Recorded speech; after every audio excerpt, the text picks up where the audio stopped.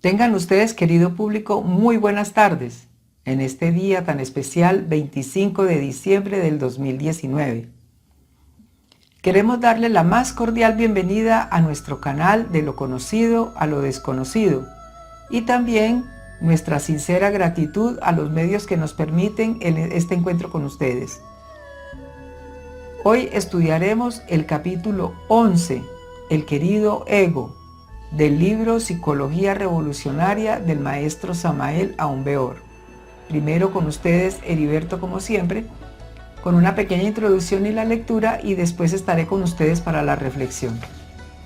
Muy buenas tardes, estimados amigos. Estos estudios proponen cómo nos superamos de estas culturas equivocadas, de estas culturas infernales en las cuales hemos vivido y vivimos.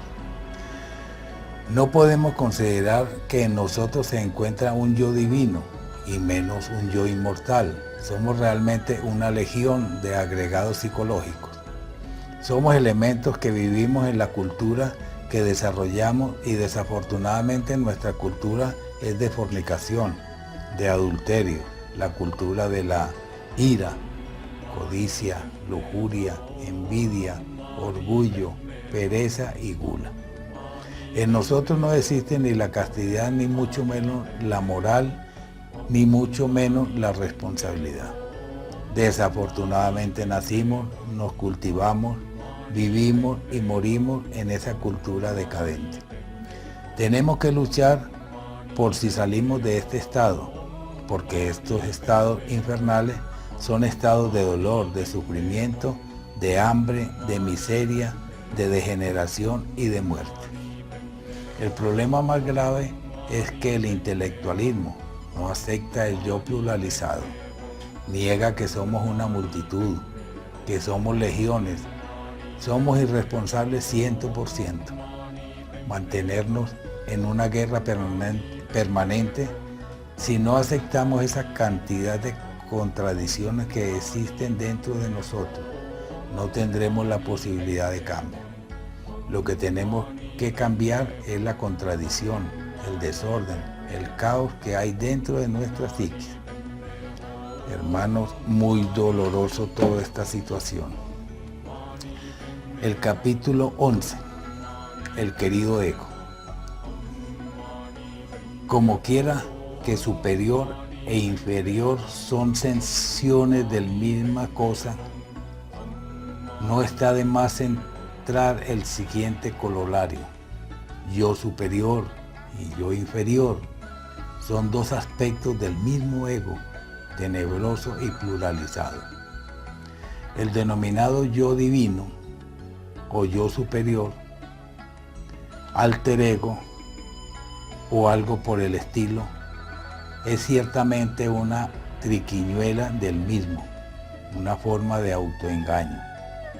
Cuando el yo quiere continuar aquí y en el más allá, se autoengaña con el falso concepto de un yo divino inmortal. Ninguno de nosotros tiene un yo verdadero permanente, inmutable, eterno, inefable, etcétera, etcétera. Ninguno de nosotros tiene en verdad una verdadera y auténtica unidad del ser. Desafortunadamente ni siquiera poseemos una legítima individualidad. El ego, aunque continúa más allá del sepulcro, tiene sin embargo un principio y un fin. El ego y el yo nunca es algo individual, unitario, unitotal. Obviamente el yo es yo. En el Tíbet oriental, los yoes se le denomina agregados psíquicos o simplemente valores que sean estos últimos positivos o negativos. Si pensamos en cada yo como una persona diferente, podemos aseverar en forma enfática lo siguiente. Dentro de cada persona que vive en el mundo existen muchas personas. Incuestionablemente dentro de cada uno de nosotros viven muchísimas personas diferentes, algunas mejores y otras peores. Cada uno de estos yoes, cada una de estas personas, Lucha por la supremacía, quiere ser exclusiva, controla el cerebro intelectual o los centros emocionales y motor de cada vez que puede, mientras otros los desplazan.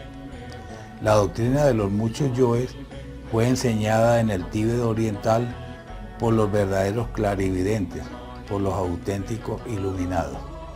Cada uno de nuestros defectos psicológicos está personalizado en tal o cual yo. Como quiera que tenemos millares y hasta millones de defectos, ostensiblemente vive mucha gente en nuestro interior.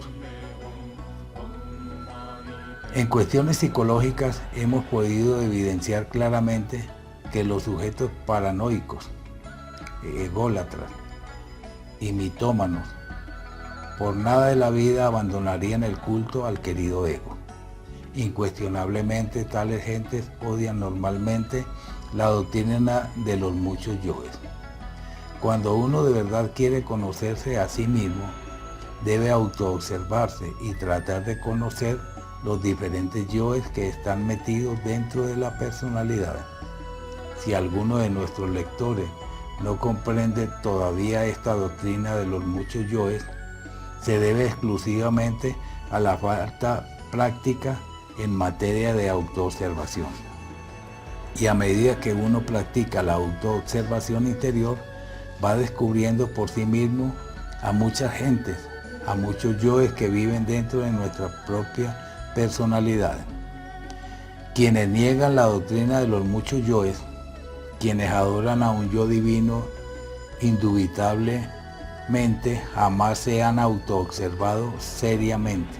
Hablando esta vez en estilo socrático, diremos que estas gentes no solo ignoran, sino que además ignoran que ignoran. Ciertamente jamás podríamos conocernos a sí mismos sin la autoobservación seria y profunda. En tanto un sujeto cualquiera siga considerándose como uno, es claro que cualquier cambio interior será algo más que imposible. A continuación, Estela María con la reflexión de este capítulo tan duro para entender y practicar. Y aceptar. Y aceptarlo, que lo más duro es aceptarlo. Bueno, queremos darles una pequeña muestra de lo que es el ego. Cuando se observa un acontecimiento, el ego revisa sus creencias para luego juzgarlo con base en sus intereses, de modo que no percibe dicho acontecimiento tal y como es, sino tal y como su interpretación previa establece que debería ser.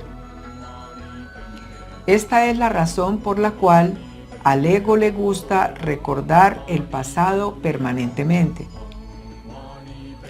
El hábito de juzgar es inmanente en el ser humano. Se necesita emitir un juicio para todo, pero no es el juicio en sí mismo el problema, sino la sentencia que lo acompaña. Y primero esa sentencia o culpa procede de nosotros mismos, para luego proyectarla al mundo cada vez que condenamos o lo que hacen o dicen los demás. El ego es un maestro de la queja y suele recurrir a su buena memoria para recordarle al otro dónde se equivocó, demostrando así su superioridad. Qué lamentable. Del mismo modo, cuando elogiamos a alguien, estamos al mismo tiempo menospreciando a los demás. Es decir, establecemos un valor diferente para cada persona basándonos en lo que sea que puede ofrecernos. Nada es gratis. El ego está detrás de cualquier acto que implique separación o diferenciación. Está detrás de los homenajes, de las competiciones, de las luchas sociales, de los coeficientes intelectuales, de los premios y reconocimientos, de las asociaciones, hasta detrás de la ayuda humanitaria. No es el qué, sino por qué hacemos lo que hacemos. Como podemos disfrazar mucho aquí la caridad. El ego está delante, detrás y donde quiera que mires, porque siempre estamos esperando la aprobación de los demás. Qué lamentable. El hecho de juzgar y calificar el servicio recibido, los like y los dislike en internet, en cualquier atención comercial, son una muestra más de que es el ego quien gobierna al mundo.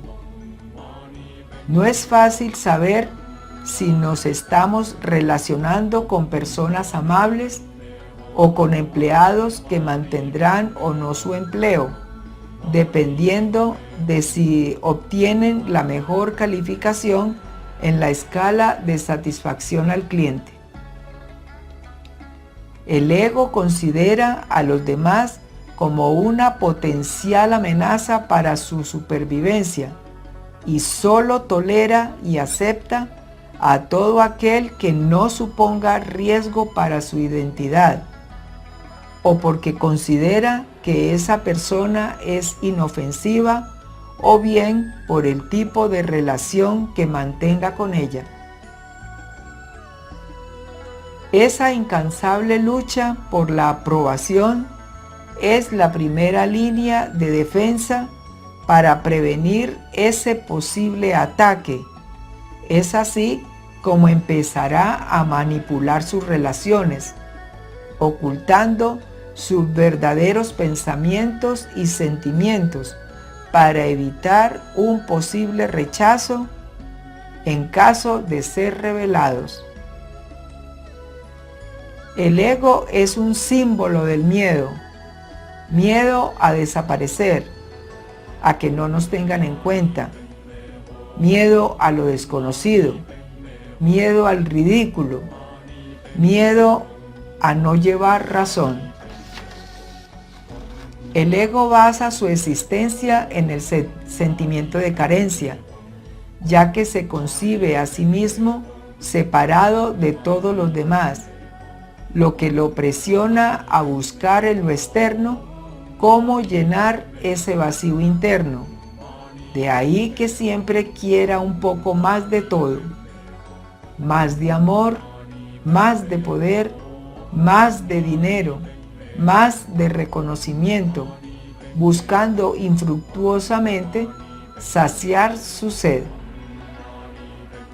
Esta insatisfacción o carencia emocional es la que se esconde detrás de la ostentación, detrás de las adicciones, de la búsqueda del placer, de la imagen social, de los complejos físicos o intelectuales, de comer, de beber de manera compulsiva o viajar de un lado a otro de manera impulsiva, con la esperanza quizás de encontrar en otras zonas geográficas aquello que no ve en sí mismo.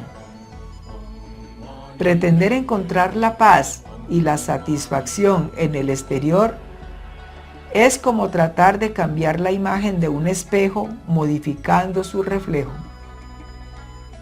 Algunos que se internan en el sendero espiritual, que desean ser más espirituales, más despiertos, más iluminados, muchos plantean las prácticas espirituales como un camino que les llevará a ser algo diferente de lo que ya son, lo que les mantiene en un estado de pretensión permanente. Los mitómanos, los ególatras. Tu mayor enemigo es tu propia percepción interior, es tu propia ignorancia, es tu propio ego. El esfuerzo por mejorar, por superar a otros, es uno más de los entretenimientos cotidianos del ego. Los padres quieren que sus hijos sean siempre los mejores. Los hinchas de fútbol desean que su equipo sea campeón y que el otro equipo caiga en desgracia. Los patriotas, por otro lado, desean que cualquier representante de su país se destaque internacionalmente. Si él gana, yo gano. Lo que es mío gana y mi idea del yo se fortalece, obviamente. La necesidad de la gente de proteger su propio ego no tiene límites. Mentirán, engañarán, robarán y hasta matarán y harán hasta lo que sea para mantener lo que nosotros llamamos el valor del ego. El ego utiliza a la virtud para enmascararse. Lo que no admitirá el sentimiento de carencia es la razón por la que el ego es incapaz de conservar el amor, ya que hará sus relaciones en lo que puede obtener de ellas, ya que solo se unirá a los que puedan proporcionarle aquello de lo que cree carecer. El ego no ofrece, intercambia, no comparte, negocia, impone condiciones para amar, como se ponen condiciones en un contrato de compraventa para garantizar que se cumpla. Pero obviamente siempre negará la letra pequeña del contrato, proclamando que son los demás los que incumplieron, es decir, son los demás que no aman verdaderamente. Le echamos siempre la culpa al otro. Otro engaño del ego, proyectar sobre los demás lo que no soporta de sí mismo. Es imposible dar aquello que no se tiene. Este fue el regalo de Navidad que nos dieron hoy. De todas maneras, pues, es muy difícil, pero que podamos entender que el yo es pluralizado y que la cultura del mundo que manejamos es esa. Hasta el próximo capítulo. Y mucho que reflexionar. Mucho que reflexionar. Muchísimo. Nos veremos el próximo miércoles 1 de enero del 2020. Les deseamos una feliz Navidad y un próspero año nuevo, lleno de abundantes bendiciones.